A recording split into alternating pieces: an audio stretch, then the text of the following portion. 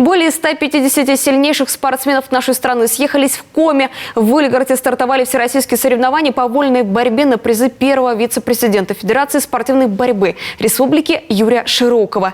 Какие регионы могут рассчитывать на призовые места, расскажет Ксения Лосева. Хорошо, хорошо. Руку держи. Руку держи, руку держи.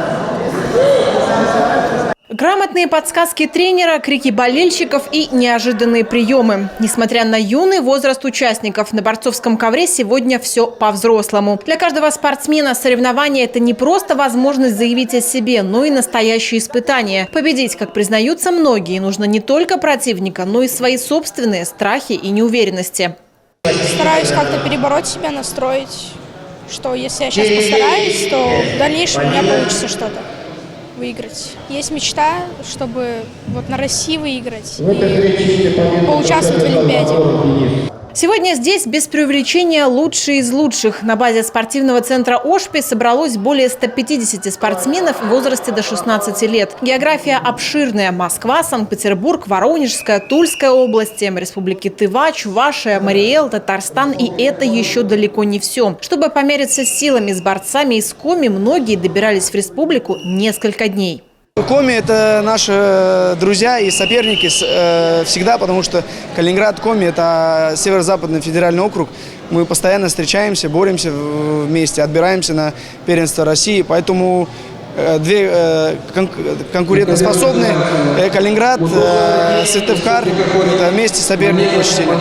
К соревнованиям юные спортсмены готовились заранее, потому будут стараться увезти домой как можно больше медалей. Впрочем, и хозяева турнира держат высокую планку. Тем более, что и равняться есть на кого. Среди приглашенных российский борец вольного стиля, олимпийский чемпион, чемпион мира, Европы и России Хаджимурат Магомедов. Он делится: в детстве таких условий для занятий профессиональным спортом у него не было. Поскромнее были условия.